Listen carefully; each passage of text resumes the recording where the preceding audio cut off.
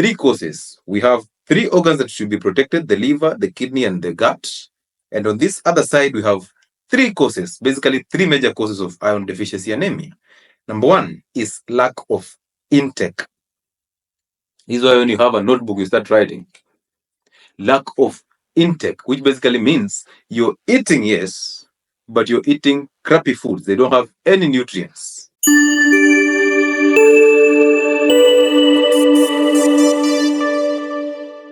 You know very well, every time I ask you about your diet, the first point you tell me is, I eat a balanced diet. Balanced. Balanced diet. Then I ask, what is this balanced diet? You start, of course, by mentioning ugali, rice. I ask you, what is your cooking oil? You tell me, the normal ones. I'm like, what is the normal ones? Because to me, the normal cooking oils are ghee, coconut oil, tallow. Those are the normal cooking oils for me. So if you tell me the normal ones, I'm thinking, oh, this one is using tallow. And then I ask you tallow, you're like, no. I use, what is tallow? When you ask me what is tallow, I'm like, oh, okay. So tell me, what is the brand for your cooking oil? Now you start mentioning those brands from those companies. And I'm like, oh, okay. Okay, then tell me something about this balanced diet. Oh, I just eat ugali plus vegetables plus 2 pieces of meat. Then I'm like, that is what you call a balanced diet? When 80% of that plate is ugali? That is what you call a balanced diet when you're eating rice and beans and all are carbohydrates.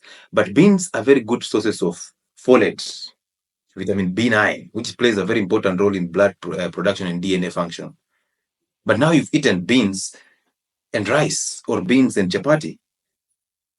Zero effect. You've actually wasted that bean. Those beans have been wasted by the chapati, by the rice. So you did zero work. And you're talking about a balanced diet. I'm wondering, okay, is this what you call balanced? It's not. So lack of intake. And on lack of intake, of course, all of us are eating those bad foods. These foods are not only messing up your gut, they don't have even nutrients. Healthy foods do not need any type of fortification. No healthy foods needs fortification. You will never see a pumpkin that is fortified. You will never see beans that are fortified unless you go and buy the ones that are packaged. You'll never see avocados that are fortified. So why are you always buying foods that have more than 10 ingredients in form of fortification? Why do you wait for them to come and pick your own whole foods and fresh foods, go and process them, remove the minerals and nutrients, and then add in chemicals in the name of fortification?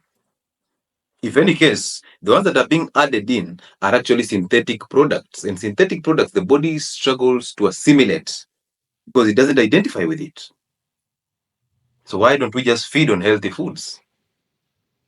So, of course, eating unhealthy foods, balanced diets. I've always told you prefer consuming nutrient-dense foods over a balanced diet. And you saw that guy who was trying to compare an avocado to a donut in terms of calories. Enjoy avocados. They have all the minerals that you need. So feed your children with healthy foods, whole foods, not processed products. They are not foods, they are products. So nowadays, the markets are flooded with processed foods. The markets are flooded with GMO foods. The market are flooded with so much unhealthy spices and minerals and nutrients. And now they bring you supplements because they know, of course, you don't have supply from the diets because you're that person who loves to walk into the supermarket. And now when your trolley is filled up, you feel so confident. You even take a video and post it on YouTube or on TikTok because you want to tell us how much you shop. 53,000 of shopping that is full of products and no food. How do you expect to survive anemia? How? Another issue. So remember, we are talking about number one cause, which is basically low consumption or lack of iron. So is it lacking in the diets, or are we unable to absorb it because our diets are totally messed up? That's what we are addressing. So simply understand the fortified foods, also the vegan diets, because listen, iron is rich in sardines, is rich in the beans, is rich in red meat. So imagine if you're not eating red meat, deficiency of iron is coming in. And the vegan advocates will tell you, don't eat meat, but they'll sell you a supplement. This is a herbal supplement that helps you with iron. Why? Why are you selling me supplements when you told me not to eat red meat? You told me red meat can stay in my stomach for 8 hours, so I should consider vegetables. Well done. But where am I going to get vitamin B9 from? Where am I going to? I'm going to get the essential minerals and essential amino acids. The 9 essential amino acids. Where am I going to get them from? Where am I going to get vitamin A, D, E, and K from? Because before I absorb this vitamin A, D, E, and K from your vegetables, I need to eat saturated fats. I need to eat the fatty meats. These are the questions that you need to ask. And nutrition was not as difficult as we think it was. It wasn't until it was put in the syllabus. So vegan diets are less in iron, less in vitamin B12, and less in vitamin B6. These are the ones that are used for your blood formation, for your DNA function and DNA formation. Meats have iron. Enjoy them. So when you eat these vegan diets, automatically you go on a supplement. And you know how much supplements cost now? Supplements are very expensive. But of course, you guys cannot complain, can you? You have money, right? If you can shop 53,000 worth products in the supermarket, you just feed yourself with products. How can you lack 23,000 to buy supplements? How? You cannot tell us you don't have money to buy supplements. You will buy them. And now again, show us how filled your trolley is with supplements.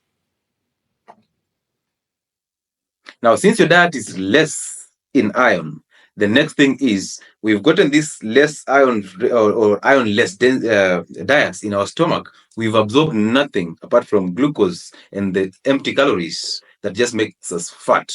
Now, number 2 cause of iron deficiency anemia is, of course, absorption problem. Therefore, malabsorption.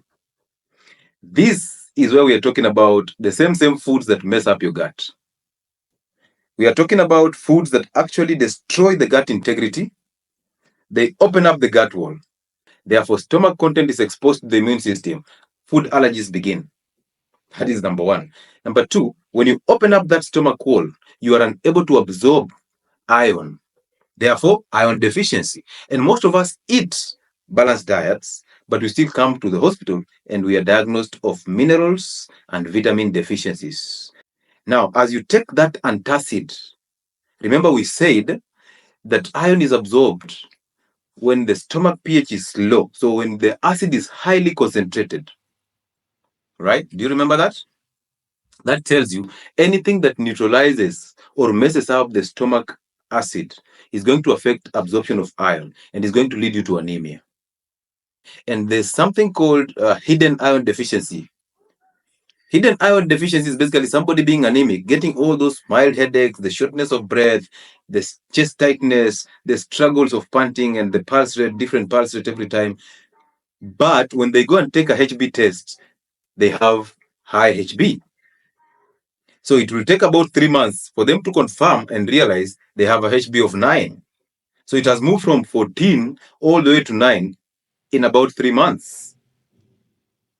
So when you present to your doctor with the HB, with the complete blood count, the doctor thinks, okay, this one has a 14 HB of 14, so it cannot be anemia. So anything, sugar, seed oils, wheat products, alcohol, cigarette smoking, medication, antacids that all of you have in your houses, antacids, PPIs, the omeprazoles, that actually disturb the environment of the stomach. They disturb or they destabilize the HCl in the stomach, the hydrochloric acid in the stomach. Milk is on that list also. These are the things that will actually make you not to absorb iron. So that is number 2. Remember number 1 we said intake problem, so the diet problem. Number 2 we are saying an absorption problem, so malabsorption because of weak HCl in the stomach and because of a perforated gut. And number 3, which is the main one that you people know, is of course loss of iron through bleeding. When I talk about bleeding, most of you are just thinking bigger, thinking about the accidents, thinking about maybe hemorrhage, something happened and you are failing to even think about a small condition or a disease like malaria. Did you know malaria can actually cause you anemia? Did you know that? Malaria can actually cause you anemia because malaria parasites, when they get to the blood, they actually destroy and feed on him. They destroy the red blood cells, so therefore anemia can be there. When they eat the heme, they actually consume the iron, and that's a problem.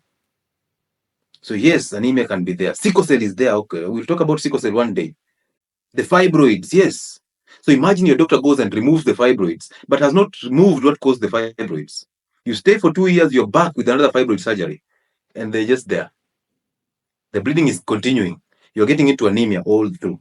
This is so upsetting because you're given this estrogen rich contraceptives to top up on your problem, and then they give you iron supplements. So every time you're just renewing that liquid iron supplement, and you see iron cannot be absorbed with a messed up stomach environment.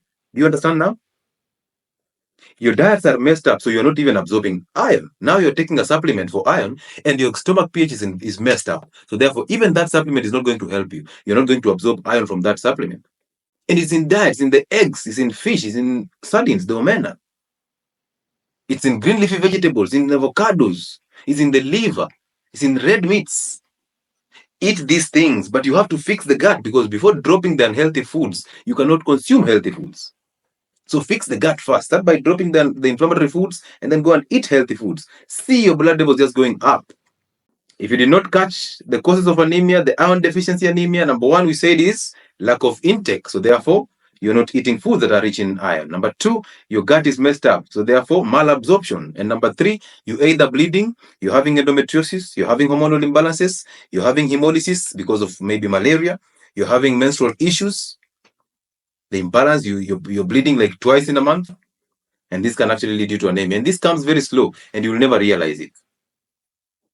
Possibly other people who have diseases like the gut, the IBS or diverticulous, so they're having this inflammation of the colon and the gut, they are unable to absorb food. So therefore, again, diseases are there.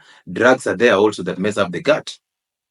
Cancers are there. We cannot even forget about cancers. And then add on the bariatric surgeries that they cut off your gut. The gastric bypass, they cut off your portion of your stomach and rejoin it, and they reduce the content of HCl in the stomach. They expose you to vitamin B12 and B6 deficiencies. And now you'll be a slave to the pharmaceutical companies because you'll always be taking the vitamin supplements. They never tell you that. When they are cutting off your stomach, they never tell you that. That doctor of yours who is doing that surgery to you is fat. He cannot do the surgery, but he wants to do it to you or on you. No, don't allow those things.